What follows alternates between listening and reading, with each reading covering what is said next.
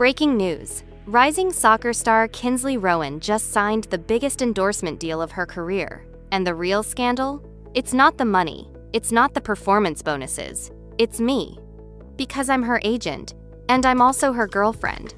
And according to the brand, I'm very bad for business. If you think that's dramatic, welcome to professional sports, where love doesn't trend unless it sells. And trust me, ours suddenly didn't. Before we get into how my relationship became a corporate liability, pause.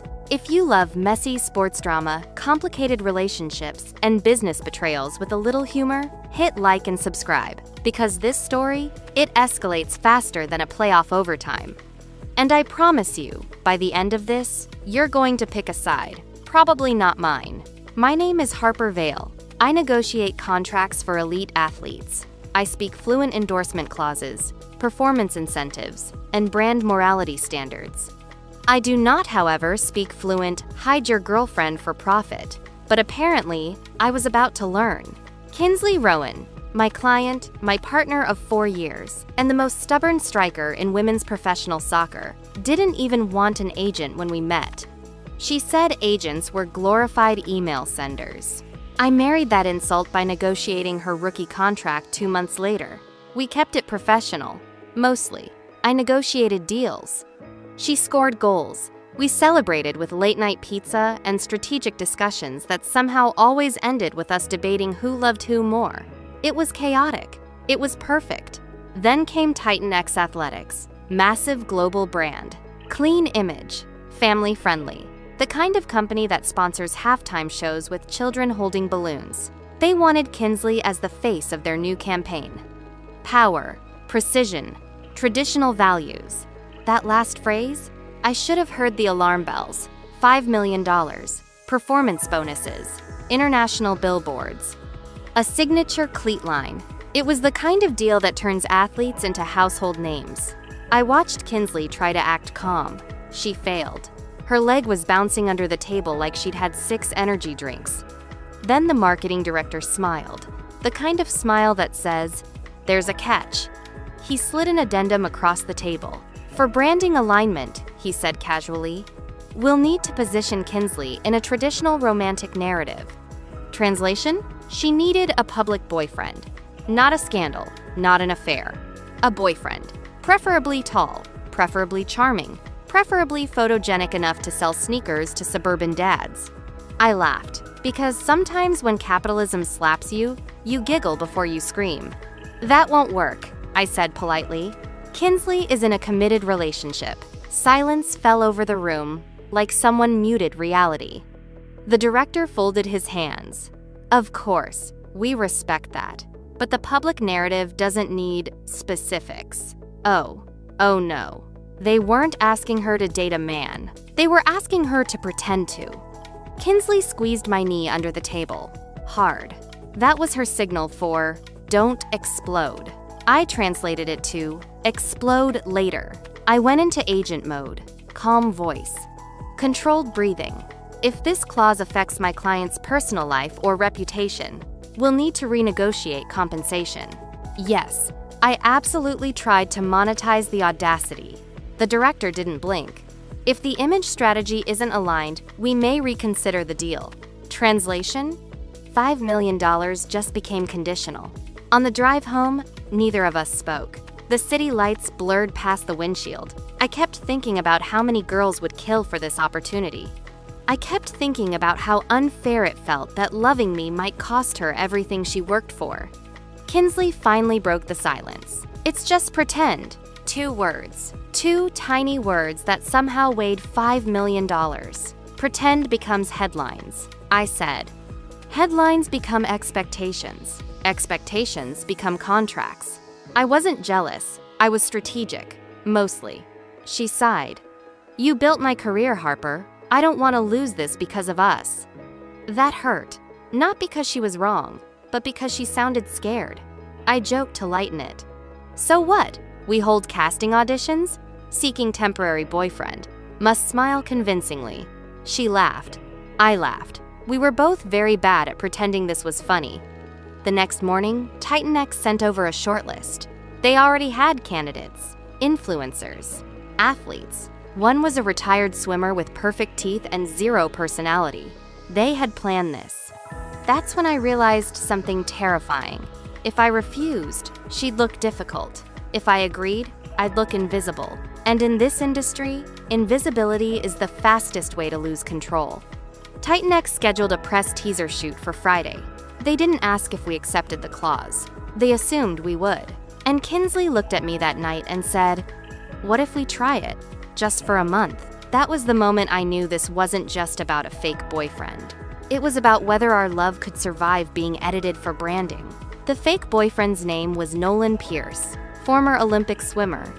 Smile so symmetrical it looked computer-generated. The kind of man brands describe as approachable masculinity. I described him as HR approved. When we met him at Titan X headquarters, he shook my hand like we were closing a merger. "Big fan of Kinsley," he said smoothly. "Of course you are. Everyone's a fan when $5 million is involved." He wasn't cocky. That would have been easier to hate. He was professional, polite, media trained. He even asked, "Are there boundaries I should know about?" I almost respected him. Almost. Titan X's PR manager rolled out the strategy like it was a halftime playbook. Soft launch on social media, casual coffee photos, accidental paparazzi shots. Then a coordinated interview confirming they were getting to know each other. I negotiated limits. No physical affection beyond hand-holding. No staged kissing. No invasive couple questions. If they wanted a fantasy, it would be PG and heavily supervised. Kinsley squeezed my hand under the table again, this time softer. "We'll get through this," she whispered. I nodded like a supportive agent, not like a girlfriend wondering if "through this" meant "through us." The first accidental coffee photo dropped on a Tuesday at 10:03 a.m. I know the exact time because I refreshed the internet like it was a stock market crash. Within an hour, sports blogs exploded. Power couple? Soccer star dating Olympic gold medalist. I've negotiated multi-million-dollar contracts. None of them spread as fast as gossip. My inbox filled with congratulatory emails, congratulating me on successfully expanding Kinsley's brand appeal. You know what's wild?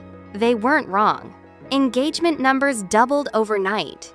That night, we sat on opposite ends of our couch. Same apartment, same relationship, completely different headlines between us. "I hate this," Kinsley said quietly. Not dramatic. Not angry, just tired. I almost felt relieved, because if she loved it, I don't know what I would have done. Then came the game appearance. Nolan sitting courtside in a Titan X jacket. Camera zooming in every 5 minutes. Commentators joking about romantic motivation. I negotiated sports deals. I did not negotiate live commentary humiliation. When Kinsley scored, she didn't look at me.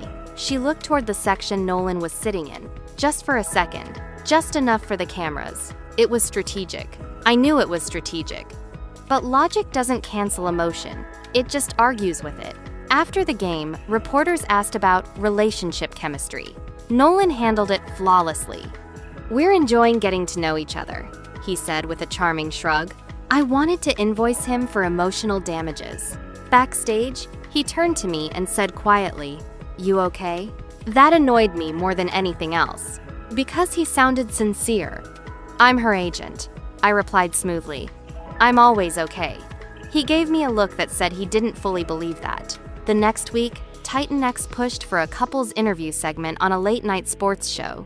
I objected. They reminded me about the morality clause. Funny how morality always protects the corporation. Kinsley came home holding the interview outline. "It's just talking," she said.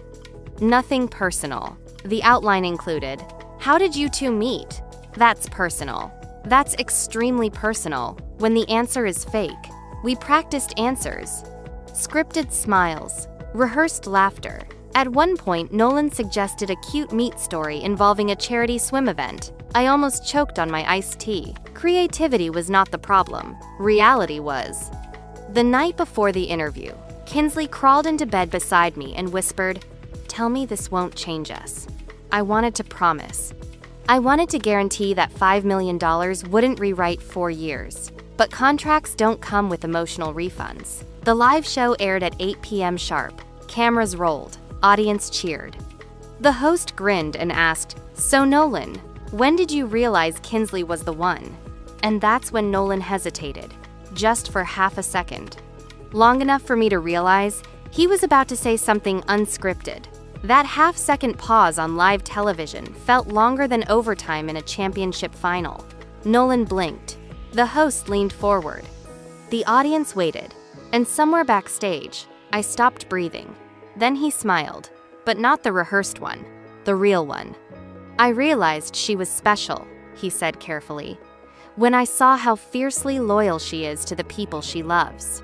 That wasn't in the script. The audience awed. The host clapped. Titan X executives backstage nodded approvingly. But Kinsley's eyes flicked toward the camera, toward me, like she understood exactly what he was doing. Loyal, not romantic, not destiny, loyal. It was subtle, but it was a crack in the performance, a reminder that this was strategy, not love. The interview ended smoothly, too smoothly. Social media lit up within minutes. "He's so respectful. This couple feels different." Different. That word again. Different was safe. Different sold. Titan X called me the next morning. "Engagement is exceeding projections," the PR director said. I waited for the catch. There's always a catch. "We'd like to extend the campaign narrative. Maybe a holiday commercial. Possibly a joint charity appearance." Extend. That meant longer pretending. Longer smiling. Longer editing of reality. I hung up and looked at Kinsley across my office. She didn't ask what they said. She already knew. "Say it," she told me. I inhaled slowly. "They want more." 2 words. Heavier than the first 2 she said in the car weeks ago. She sat down. "It's working, Harper." Not excited, not thrilled. Just factual. That was worse. "I know it's working," I replied. "That's the problem. Because the better the lie performs, the harder it is to cancel the show." Later that week, Nolan asked to meet privately. I almost refused. But curiosity beats pride every time. "I won't cross lines," he said plainly. "But they're going to push harder. If you don't set boundaries publicly, they'll erase them privately." I didn't like that he was right. "Why are you helping me?" I asked. He shrugged. "Because fake relationships shouldn't cost real ones."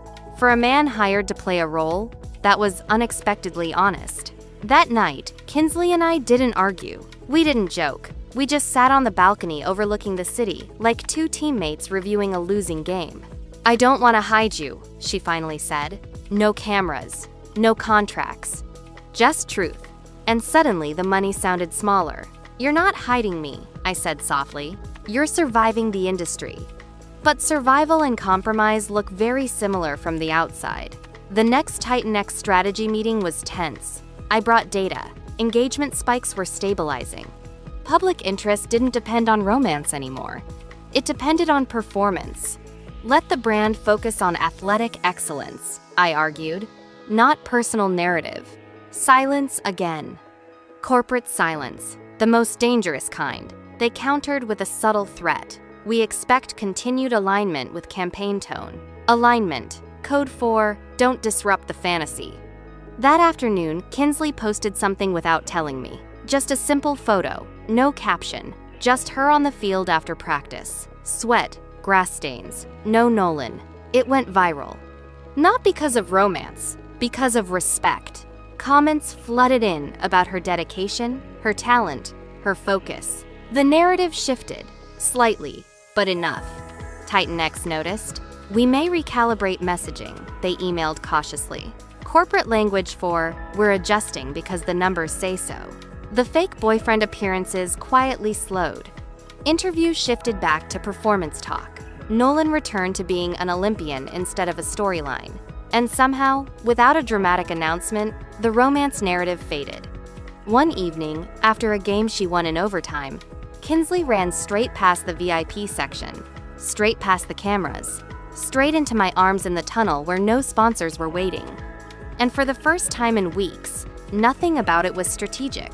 In this industry, love doesn't always fit neatly inside a contract clause, but neither does loyalty. We didn't burn the deal. We didn't stage a rebellion. We adjusted the game plan. Because sometimes winning isn't about shouting the loudest. It's about knowing what you refuse to trade. If this story made you think about ambition, identity, or what you'd protect no matter the price, tap like, subscribe, and tell me in the comments, would you choose the contract or the relationship?